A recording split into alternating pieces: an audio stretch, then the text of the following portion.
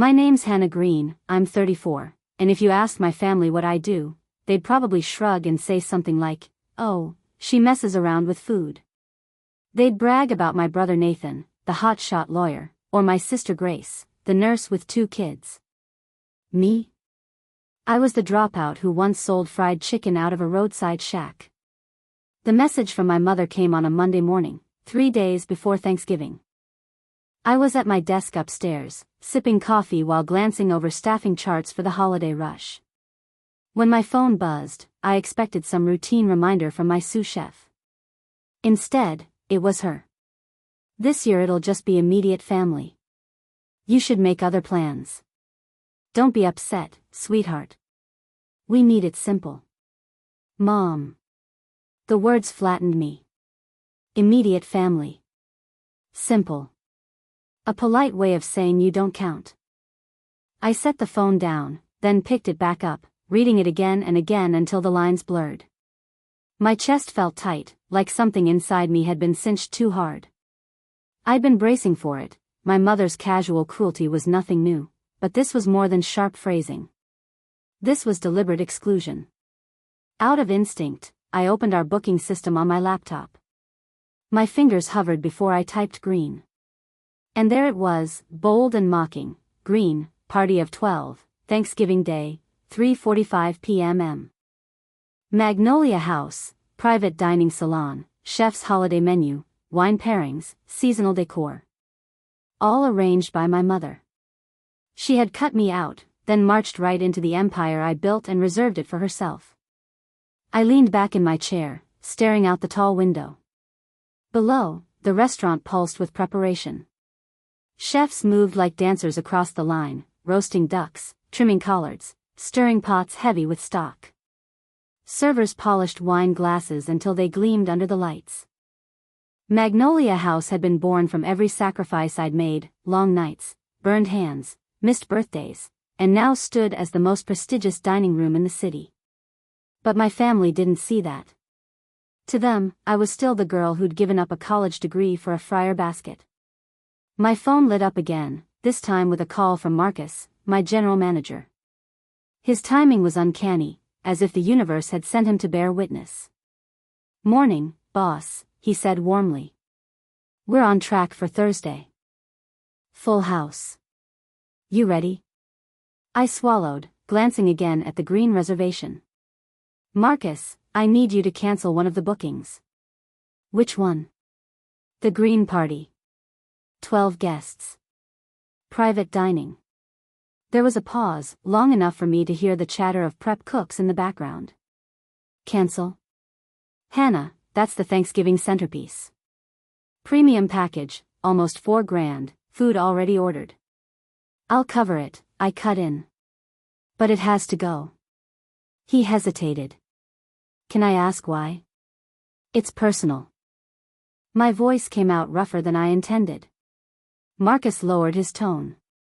"You realize, finding another place for 12 on Thanksgiving Eve? They'll be stranded." I let out a humorless laugh. "They'll survive." After we hung up, I stayed frozen, hands pressed flat against the desk. My staff, bustling below, saw me as their leader, the woman who built something from scratch and made it shine. My family saw me as an embarrassment, an afterthought. I thought of the early days, the food shack parked on a gravel lot, my fingers raw from cutting onions, the way grease clung to my clothes no matter how many showers I took. Those nights I fell asleep on a cot in the back, wondering if I was ruining my life. No one from my family ever stopped by, not to ask how I was holding up, not to see the fire that drove me. Now, Magnolia House was thriving, 3 stars in national guides, 12 million in annual revenue, over 100 staff who relied on me. And still, my mother could type "family only" without flinching.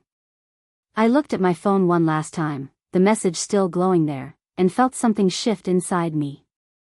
I wasn't going to swallow this hurt quietly, not this year. They thought they'd written me out of the story. They had no idea I was holding the pen. For the rest of that Monday, I couldn't focus. In theory, Thanksgiving week should have been my busiest, sharpest time, the week when every detail mattered. The kitchen had been preparing for days, the front of house was running drills, and Marcus was already managing supplier delays like a circus juggler. But my head kept circling back to that text. Family only.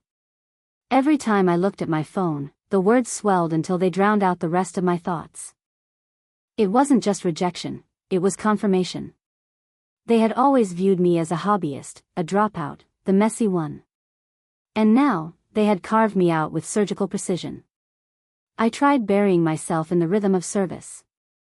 Downstairs, the air smelled of cornbread cooling on racks and smoked turkey legs simmering for stock. The pastry team was laying out pecan tarts, the glossy filling catching light like amber. Everything hummed. It should have steadied me. It didn't. By late afternoon, Marcus poked his head into my office. He had that expression he wore when he knew I'd dropped a bomb into his well-oiled plans. Just got off the phone, he said carefully. With your mother. I didn't flinch. And? She wasn't pleased. I barked a laugh sharper than I meant to. I'll bet. I told her there was a scheduling conflict with the private salon. She asked if the main dining floor was available. I said no, truthfully. We're fully booked. Good, I said, leaning back in my chair. She wasn't exactly calm about it. Said it's ruining their holiday. People flying in. Big expectations. She asked if there was any way we could accommodate. He paused. I didn't give her hope. Perfect, I said again, though my chest tightened at the word. Marcus studied me for a moment, then lowered his voice. Hannah, if I may, why cancel? They're your family. I stared at the ceiling, forcing my expression flat. Because they uninvited me. They said it's family only. His jaw worked as if he was chewing on the thought. Finally, he said quietly, you are family. Apparently not the right kind. He nodded once, then slipped out, leaving me alone with the hum of the restaurant and the ache in my chest. That night, the messages started. Grace first, ever the peacemaker. Mom told me about Thanksgiving. Are you okay? You can come to our house if you want. I stared at the screen until my eyes stung. Grace always meant well, but her offers felt like crumbs swept off the table. Not outrage. Not defense. Just an invitation to sit in her shadow instead. Nathan's message came next, blunt as always. Mom just wants to keep things simple this year. Don't take it personally. Simple. That word again. As though cutting me out was a way to declutter the holiday, like tossing a broken ornament into the trash. Finally, my father, your mother is stressed. Don't hold it against her. It was the same script they had always used. Excuse, deflect, bury. None of them wanted to challenge her. It was easier to let me take the cut. I didn't reply to any of them. My phone buzzed again and again until I set it face down on the desk. Tuesday morning, I walked the floor early. Magnolia House was glowing, sunlight filtering through tall windows, the antique floorboards shining from fresh polish. The kitchen smelled of butter, thyme, and smoke. My staff moved with a confidence that made me proud. They believed in this place, in me. And yet, upstairs, I sat staring at the green reservation on my laptop screen. 12 people. My family. Booked into the very heart of my empire while pretending I didn't exist. The irony wasn't just bitter, it was unbearable. By noon, the phone rang again. This time, I knew before answering. Hannah? My mother's voice was high-pitched, strained. Can you believe it? Magnolia House canceled our reservation. 2 days before Thanksgiving. It's outrageous. I bit the inside of my cheek so hard I tasted iron. Outrageous, I echoed. Everyone's coming in. Your uncle, your cousins, it was supposed to be perfect. Now we have nothing. Her breath caught, as though humiliation weighed heavier than the inconvenience. Do you know anyone who could help us? Another restaurant, something elegant? I stared at the ceiling light, my free hand curling into a fist. I might know people, I said evenly. Oh, thank God. Somewhere impressive, Hannah. Your Uncle Robert always brags about his children, the surgeon, the investment banker. Magnolia House was perfect. So exclusive. We just need somewhere that shows we're doing well. Not a word about family. Not a word about me. Just image, reputation, performance. I kept my voice calm. Let me see what I can do. She exhaled in relief. You're a lifesaver. When we hung up, I sat very still.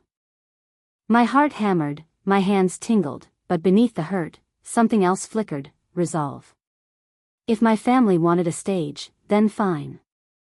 I would give them one. But this time, I wouldn't be invisible in the wings. The curtain was rising.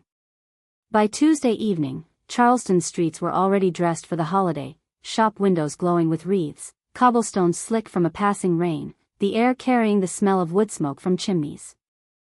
Magnolia House, though, was alive with a different kind of fire. The prep kitchen pulsed with motion, pastry trays sliding into ovens, turkeys being brined in giant tubs, collards simmering in heavy pots. It was the kind of chaos I thrived in. But that night, the buzz around me felt hollow. I couldn't shake the image of my family seated at our private salon, sipping wine beneath chandeliers, raising glasses in a toast that didn't include me. The thought gnawed at me until it was unbearable. At 7, I called Marcus back into my office. He looked tired, a clipboard under his arm, tie loosened. Sit, I said. He sat, eyes cautious. I want the green reservation pulled for good. His brows drew together. You already told me to cancel. It's done. I mean really pulled. No waitlist reassignments, no alternate tables, no backup arrangements. I don't care how loudly my mother screams. They don't get in. Marcus rubbed the back of his neck. You're asking me to ice out your entire family on Thanksgiving. I met his gaze. They iced me out first. He studied me for a long moment. This is personal. It's always been personal. My voice cracked, but I didn't look away. He leaned back, sighing. Hannah, I've seen you fight through kitchen fires, busted supply chains, critics with pens like knives. But I've never seen you like this. I clenched my fists on the desk. Because this isn't about business. This is about my own blood deciding I'm not family enough. About them walking into my house and pretending I don't exist. The silence stretched. Finally, Marcus nodded. All right. It's your call. But you should know, this isn't just going to ruin their dinner. It's going to blow a hole right through your family. I swallowed. Good. Maybe it's time they felt even a fraction of what I've carried. That night, I stayed late. The restaurant emptied out floor by floor until only the cleaning crew remained, mopping quietly. I wandered through the private salon my mother had reserved. The room was flawless, mahogany table gleaming under crystal light, chairs upholstered in rich green velvet, a sideboard set for decanters and carving knives. I imagined my mother there, straight-backed, smiling too brightly, using the space like a trophy to polish her family image. I could almost hear Uncle Robert's booming laugh, Nathan discussing his latest case, Grace bouncing one of her kids on her lap. And me? Absent. I trailed a hand over the polished table. Not this year, I whispered. The next morning, Marcus returned with news. Your mother called again. I arched a brow. How many times? 3 before lunch. She's unraveling. A bitter smile tugged at me. She'll live. She wanted to speak to the owner directly. His eyes flicked to mine, meaningfully. I chuckled without humor. What did you tell her? That there was a scheduling conflict and the salon was unavailable. She pushed for the main dining room. I told her we were fully booked. Which is true. Perfect, I murmured. She said we were ruining her holiday. That family was flying in from all over. Marcus paused. She was crying. I leaned back, staring at the ceiling. Tears from my mother weren't rare, but they were usually for effect. Still, the thought rattled me. Let her cry, I said finally. Hannah, his voice was softer now, almost paternal. May I say something? Go ahead. You don't have to burn the whole thing down.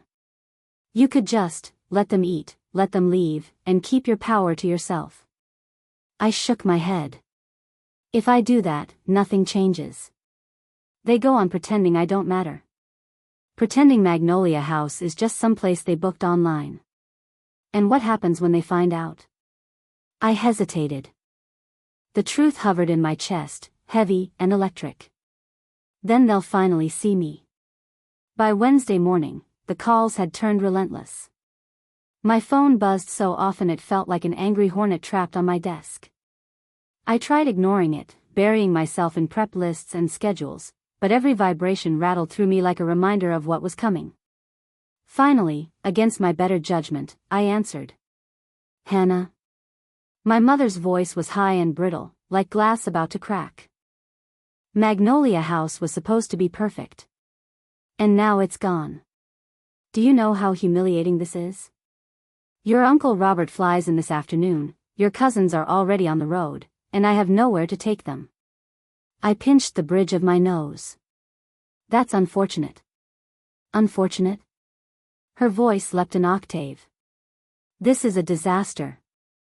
Do you understand what it looks like? Everyone was expecting something elegant, something that reflects well on us. I nearly laughed at the choice of words, reflects well on us. Not about warmth, or togetherness, or love. Just image. Always image. Maybe, I said carefully, you shouldn't have excluded me in the first place. The line went quiet. I could hear her breathing, uneven. We thought you'd be too busy. You work holidays, Hannah. You never come. We just wanted to keep it simple. I let the silence stretch until she grew uncomfortable. Am I not family? Of course you are, she snapped, too quickly. Then softer, but you live differently. It's not the same. I felt the words like grit in my teeth. Not the same. That was her polite way of saying embarrassing. Let me see what I can do, I said flatly, before she could launch into another plea. I'll call you back. She exhaled in relief. You're a lifesaver, Hannah. We hung up, and I set the phone down gently, though my hands trembled. A lifesaver. That was rich. She'd tossed me overboard years ago. Now she wanted me to throw her a rope. By mid-morning, Grace texted, Mom's frantic. Please help if you can. She's falling apart. A few minutes later, Nathan chimed in, Mom says you're being difficult. Just find her a table somewhere. You know people. I stared at the screen until my jaw ached from clenching. Difficult. That was always the label when I refused to play along. I didn't reply. Downstairs, Magnolia House ran like a dream. The pastry team piped meringues, the smell of smoked ham filled the air, and servers moved in and out with trays of polished silver. Watching them steadied me. This was my kingdom, the life I had carved from grease-stained nights and empty bank accounts. But upstairs, my family's panic was bleeding through every message, every call. Marcus appeared in my doorway mid-afternoon. They're calling here now, he said grimly. Your mother, your brother. They've rung the front desk half a dozen times. I arched a brow. And what did you tell them? That everything's booked citywide. Which is true. It's Thanksgiving Eve, Hannah, nobody has room for 12. Good, I said simply. He crossed his arms. You're enjoying this. I leaned back in my chair. Not enjoying. Just, letting them feel the consequences for once. He studied me, then shook his head. You're playing with fire. Maybe fire's what it takes. By evening, the panic had shifted into desperation. My mother called again, her voice breaking this time. Hannah, I'm begging you. Please. Your father's furious, Robert's expecting something extraordinary, and I can't tell him we're eating takeout. I closed my eyes. The irony was so thick it was almost unbearable. She had cut me out, family only, and now she was on her knees, begging for my help, not even realizing the lifeline she wanted was already in my hands. What kind of place are you looking for? I asked coolly. Somewhere impressive, she said without hesitation. Elegant, exclusive. Magnolia House was perfect. Everyone would have been so impressed. There it was again, impressed. Not loved. Not welcomed. Just dazzled. I might know someone, I said at last. Oh, thank heavens. Hannah, you don't know what this means. You're saving our holiday. When I hung up, I sat in silence, staring out the window at the Charleston skyline. The air was sharp with late autumn, the city glowing under strings of lights. For years, I had begged quietly for a place at the table. For acknowledgement. For once, I wasn't the one begging. They wanted a stage. Fine. I would give them one. But this time, I wouldn't be a ghost in the wings. This time, I'd be the act they couldn't ignore. By Thursday morning, the air in Charleston carried that sharp, restless chill that settles in just before winter.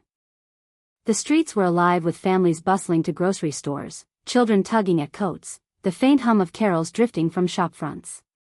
At Magnolia House, though, the day had started hours earlier. By 8, the kitchen was roaring, steam curling from pots of oyster stew, knives tapping rhythmically against boards, the scent of cinnamon and roasted pecans thick enough to taste in the air. I walked through the kitchen slowly, absorbing it all. This was my empire in motion, every movement precise, every detail rehearsed like choreography.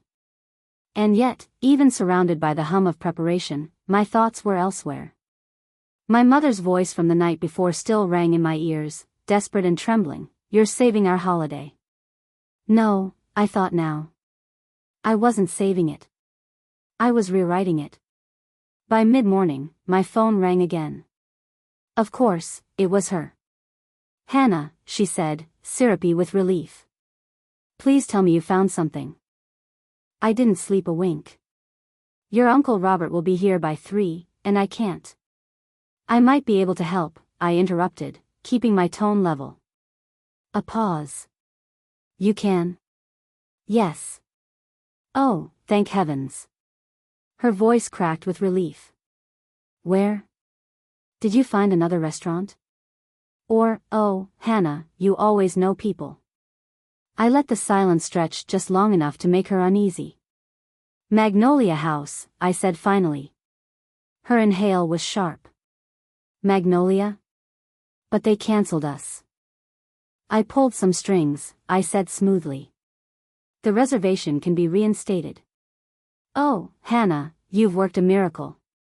Her voice practically sang with triumph. You don't know what this means. We'll be back on track. Robert will be so impressed. How did you do it? Who did you call? There's one condition, I cut in. Silence. Then, condition? Yes. The reservation will be for 13, not 12. A pause so long I could hear my own pulse. 13, she repeated, voice slow. But who? Me, I said. The quiet that followed was louder than any shout. Hannah, her voice trembled, brittle. I thought.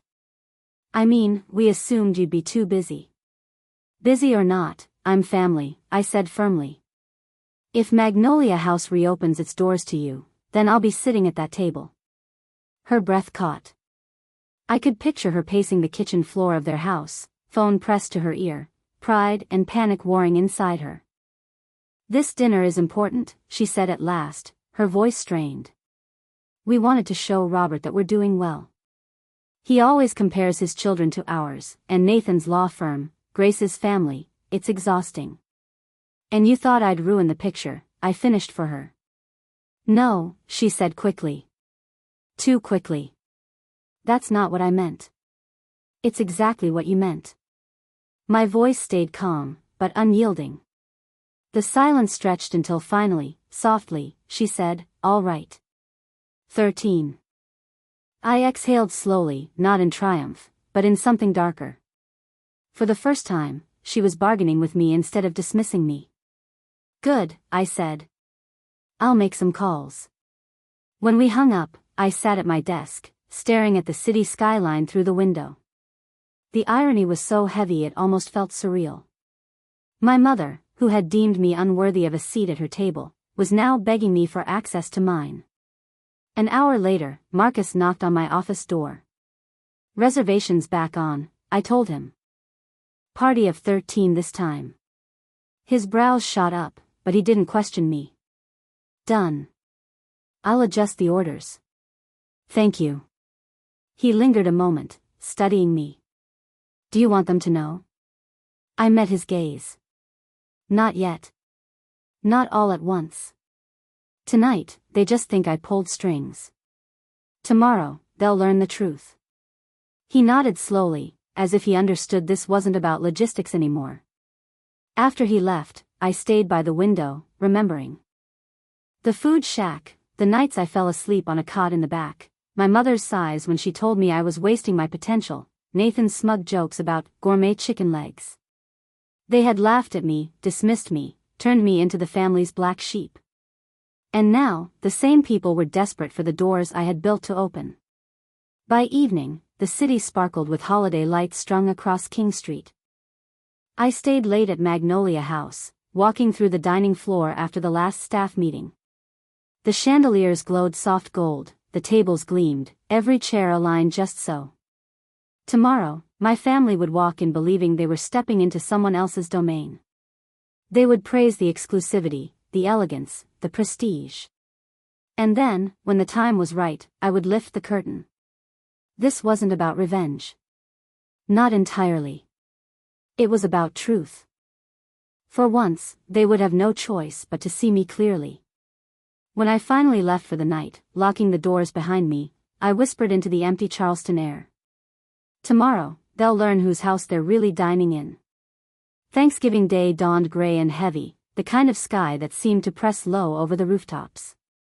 Charleston's streets were quiet at first, the city hushed as families settled into kitchens and ovens roared to life. But at Magnolia House, the silence never came. By 7 a.m., the kitchen was pulsing with noise, pans clattering, stockpots steaming, voices calling across the line. The air was thick with butter and smoke, the kind of intoxicating scent that only comes from a kitchen in full holiday motion. I drifted through the chaos like a conductor watching her orchestra. My chefs didn't need direction anymore, they knew their parts by heart.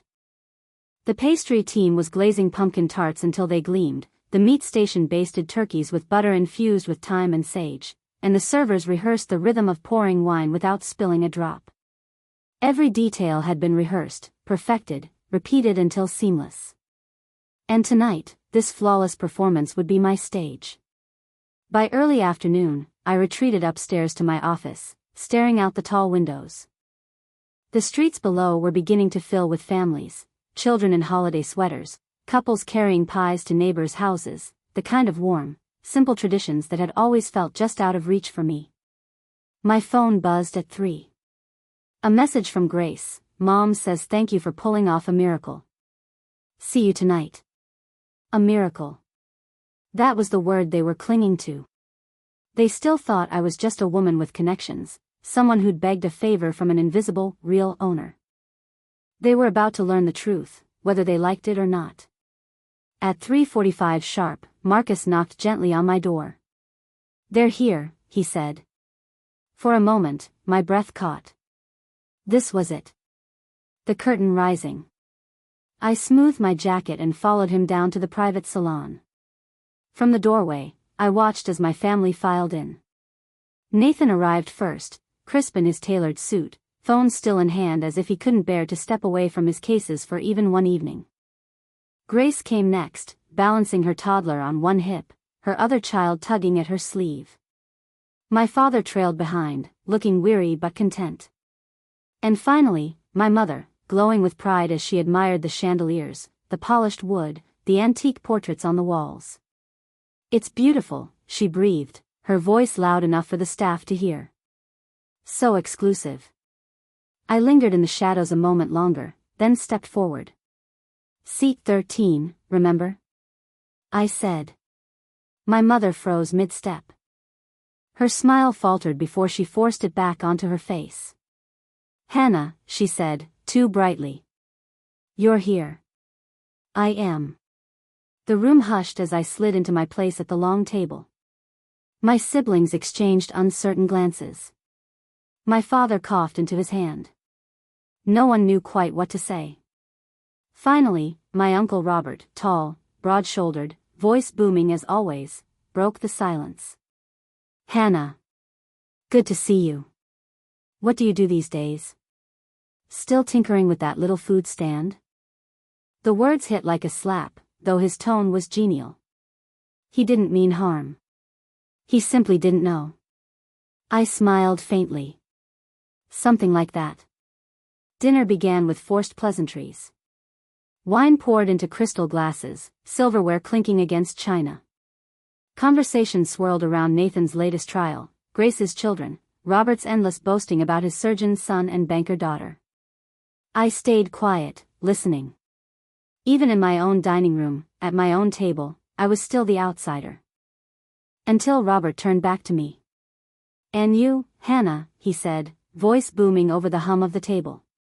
"Tell us more. Your mother said you were the one who helped secure this reservation. Must mean you've got powerful friends in the industry." I saw my mother stiffen, her fork pausing midair. She hadn't expected the spotlight to swing to me so soon. "I do," I said calmly. "But not in the way you think." Nathan chuckled lightly. "Come on, Hannah. Don't be mysterious. Who do you know? A maitre d'? A wine supplier?" I set my glass down deliberately, the sound sharp against the wood. "I know the owner." The table went still. My mother laughed too quickly. Yes, she knows the owner. That's how we got back in." "No." I let my voice cut cleanly through the silence. "I am the owner." The air thickened, heavy as smoke.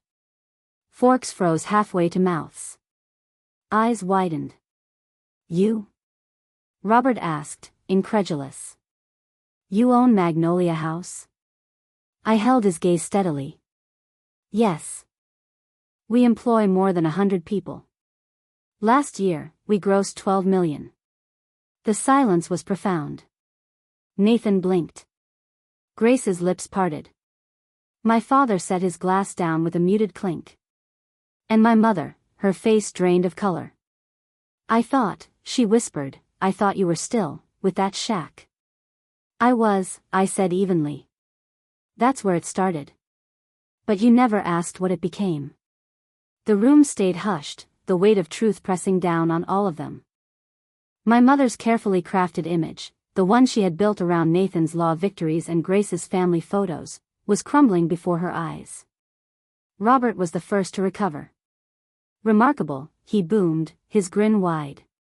"From a shack to an empire. That's the kind of grit I admire." He raised his glass in a toast, but my mother's hands trembled against her napkin. She couldn't meet my eyes. For years, I had been invisible at this table. Tonight, they couldn't look anywhere else. The silence that followed my words seemed to stretch for miles. Forks hovered, glasses paused midair. The air in Magnolia House's private salon, usually so full of laughter and clinking silver, had turned dense enough to choke on. "You?" Nathan finally broke in, his voice clipped. "You own Magnolia House? And all those other places you just listed?" I kept my tone steady. "Yes. All of it." Grace blinked, her toddler squirming in her lap. "But, Hannah, we thought you were just running that little shack. You never told us." I leaned forward, folding my hands. "I didn't hide it. You just never asked." The words landed with the weight of years. Robert's booming voice cut through the tension. Well, I'll be damned. From frying chicken on the side of the road to a southern empire. He laughed heartily, clapping his hands together. That's a story worth bragging about. I glanced at my mother. Her lips were tight, her face pale. She tried to smile, but it cracked at the edges. Yes, she managed. It's impressive. But her eyes burned with something between shame and fear. The meal pressed on, though every bite felt like theater. Dishes arrived in flawless sequence: oyster stew, roasted duck, glazed ham.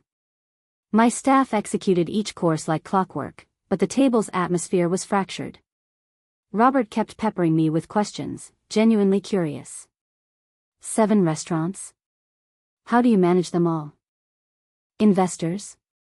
Expansion plans? I answered calmly, each word deliberate, peeling back curtain after curtain. We're careful. We keep quality consistent. I built this from the ground up, no investors, no shortcuts. Every answer seemed to widen Robert's grin and deepen my mother's discomfort. She sat stiff in her chair, her fork moving mechanically, as though each revelation was another crack splitting her carefully polished image. Nathan, meanwhile, had gone quiet. His jaw worked, his wine glass spun between his fingers. I knew that look. He wasn't impressed, he was calculating. The golden child, suddenly dethroned. Finally, he spoke. You could have told us.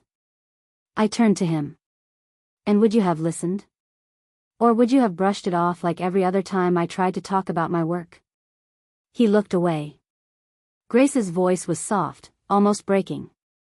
She's right. We never asked. The words hung there, fragile, before dissolving back into silence. Dessert arrived, pumpkin tartlets with cinnamon gelato, served on delicate porcelain. Normally, it would have been the highlight of the evening, the sweet note that sent guests home glowing. But that night, every bite tasted bitter. My mother finally leaned toward me, her voice trembling. Why didn't you tell us? I set down my fork. Because you never wanted to know. I could have told you 100 times, and you still would have looked past me. Her eyes glistened, her napkin twisting between her fingers. I was wrong.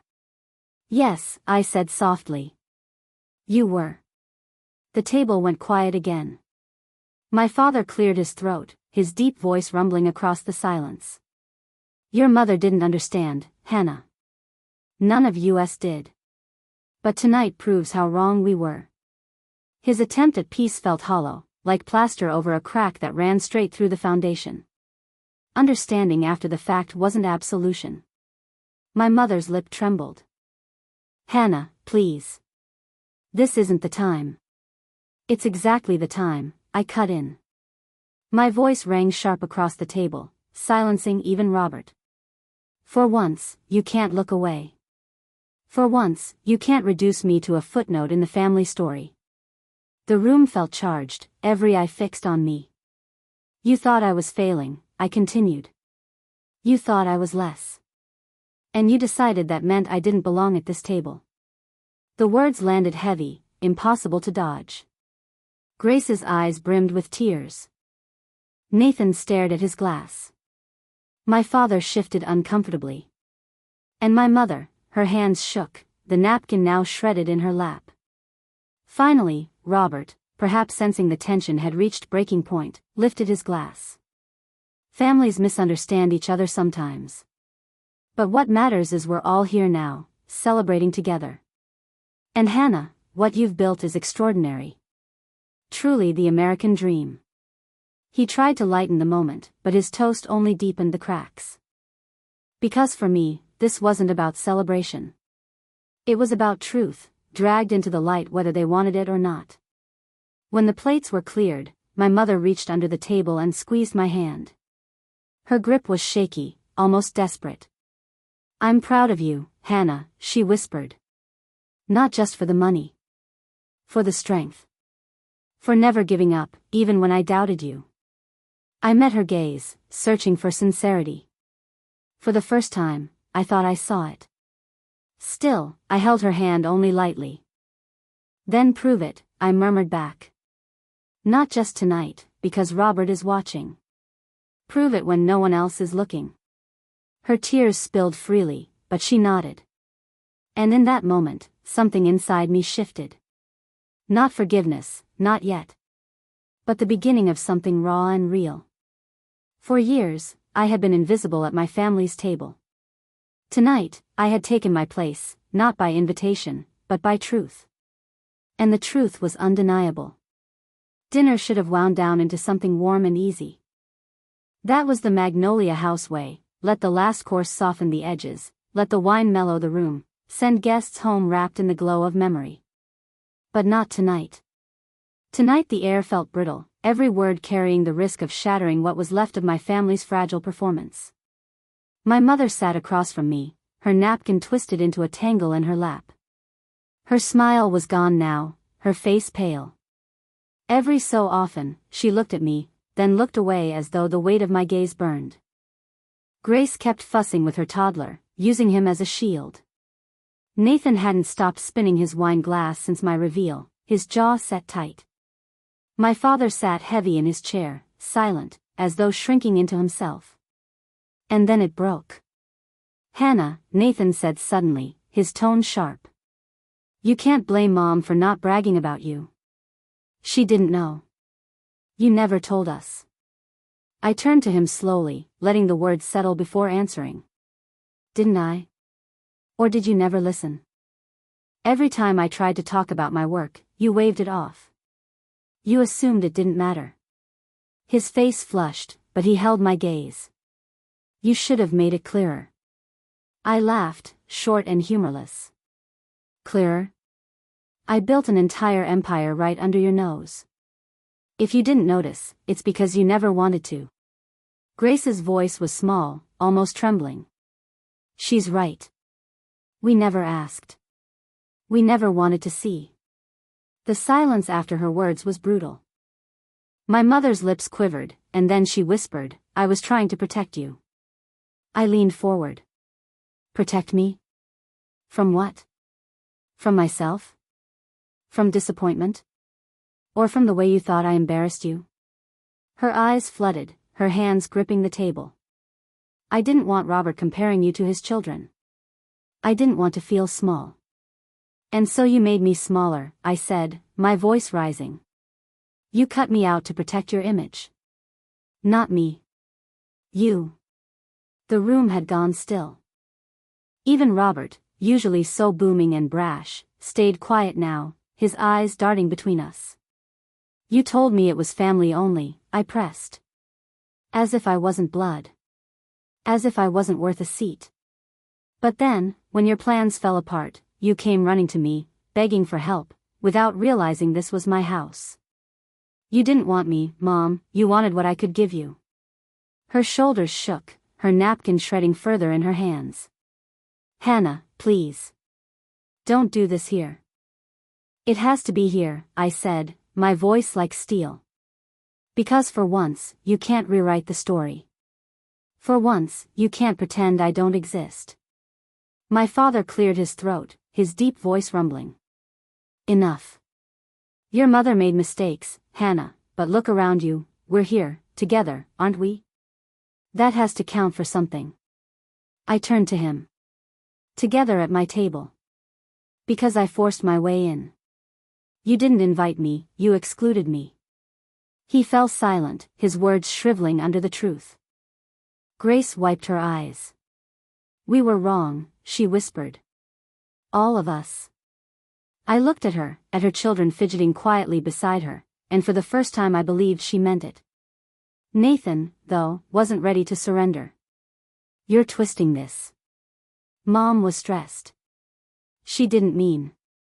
"She meant it," I cut in. "She always means it. That's the part none of you will admit. She wanted me gone because she thought I spoiled the picture. And you let her, because it was easier than standing up to her." The words came out sharp, each one a blade honed by years of silence. My mother finally broke, her voice cracking. "I didn't know how to be proud of you, Hannah. I thought success looked a certain way. A degree. A marriage. Children. Something I could explain at dinner parties. I didn't see that what you were building was greater than any of that. Her honesty cut me deeper than her cruelty ever had. And if I hadn't built this? I asked quietly. If Magnolia House was still a shack on the side of the road, would you still regret excluding me? She opened her mouth, closed it, then whispered, yes. Because I excluded my daughter, not just her resume. Tears slipped down her cheeks, raw and unguarded. For the first time all evening, I saw not the image-obsessed woman desperate to impress her brother, but a mother realizing the damage she had done. I leaned back, my chest aching. I wanted to believe her. Part of me did. But another part, the older, wounded part, whispered doubts. Would she still be saying these words if Robert wasn't watching? Would she still regret it if I hadn't succeeded? The questions hung heavy, unanswered. When the coffee was served, the table sat in uneasy quiet. My siblings avoided my eyes. My father stared into his cup. Robert tried, once or twice, to steer the conversation to lighter ground, but it never held. The reckoning had come, and no one could patch over it with jokes or toasts. As we rose to leave, my mother reached for my hand again. Her grip was shaky, her eyes rimmed red. I will prove it, she whispered. Not tonight. Not for show. I'll prove it when it's just you and me. I searched her face. For the first time, I saw sincerity uncoated by performance. Still, I answered quietly, we'll see. And as I walked out of Magnolia House that night, past chandeliers still glowing in the windows, I felt something shift. The truth was out, raw and undeniable. And whether they could accept it or not, I was no longer invisible. The night after Thanksgiving, I lay awake long after the city had gone quiet. Magnolia House had run flawlessly, the staff performed like the professionals they were, every dish leaving the kitchen a small work of art. Yet no perfection in service could untangle the knot inside me. I kept replaying the evening, my mother's trembling confession, Nathan's clipped defensiveness, Grace's tears. For years, I had fantasized about that moment, the one where my family finally saw me, finally recognized the empire I had built. But instead of triumph, what lingered was grief. Grief for all the years wasted, all the dinners where I'd been a ghost in the corner of their lives. The days that followed blurred into the machinery of restaurant life. Catering contracts, holiday parties, staff schedules. Work was the constant that steadied me. But beneath it, the fissures of Thanksgiving pulsed like a wound refusing to close. A week later, I drove to my parents' house. The lawn was scattered with brittle leaves, the porch lined with the last of autumn's pumpkins. Inside, the air smelled of cinnamon candles and something heavier, regret, maybe. My mother stood at the kitchen counter folding laundry. When she saw me, she froze. Hannah, she whispered. We need to talk, I said. She nodded, eyes glistening, and we sat at the same kitchen table where I'd once done homework under her watchful eye. Why didn't you call? I asked. Her hands twisted the fabric in her lap. Because I didn't know what to say. Everything I said that night came out wrong. I didn't want to hurt you more. You already did, I said quietly. For years, you made me feel like less. Like what I was building didn't count. Tears spilled down her cheeks. I thought success had to look a certain way. A law degree. A family. Something neat and easy to explain.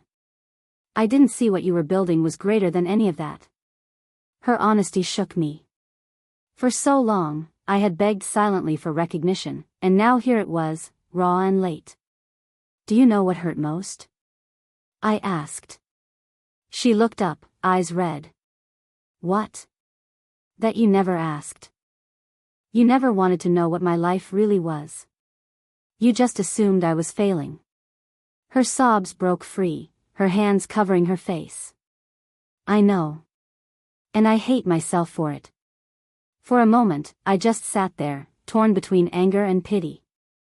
Then I reached across the table, hesitated, and laid my hand over hers. "If you mean that," I said, "then things have to change. Not just words. Actions." She gripped my hand fiercely, nodding. "They will. I promise." Over the next month, she surprised me. She showed up, not as a critic, but as a student. She visited Magnolia House during the day, asking questions about supply chains, menu planning, staffing. She volunteered at our charity dinner, carrying trays, serving families who had nothing. I saw her face soften in ways I hadn't expected, pride melting into humility. And yet, the doubt never fully left me. Every time she introduced me to someone new, her voice carried that edge of triumph. "This is my daughter, Hannah. She owns Magnolia House." The words sounded rehearsed, too polished, like bragging rights more than love. Was she proud of me? Or proud of what I had become to others? That question haunted me. Still, I couldn't deny the cracks had started to shift. Some were widening, yes, but others, slowly, cautiously, were becoming bridges. 6 months later, Magnolia House glowed brighter than ever. Spring had settled into Charleston, azaleas bursting pink along the sidewalks, the city humming with tourists. Inside, my empire moved like a living thing, chefs calling orders, glasses clinking, the rhythm of a machine I had built with my own hands. My mother came often now. Sometimes she lingered in the dining room, sometimes she helped with charity dinners, and sometimes she simply sat in my office, watching me work as if seeing me for the first time. I couldn't always read her motives. At times, her pride seemed genuine, at others, it still felt like performance, a way to polish her own image. But I had stopped needing to know. For years, I had ached for her approval, for validation from the people who should have given it freely. That ache had driven me to exhaustion, to ambition, to obsession. But standing there in the golden light of my restaurant, I realized I didn't crave it anymore. Whether my mother's pride was sincere or shallow, whether Nathan ever respected me, whether Robert ever bragged about me to his colleagues, it didn't matter. I had proven myself to me. Thanksgiving had been a fracture, but also a revelation. They might still stumble, still falter, still see me through the lens of their own insecurities. But they could never make me invisible again. Magnolia House was mine. My story was mine. My worth was mine.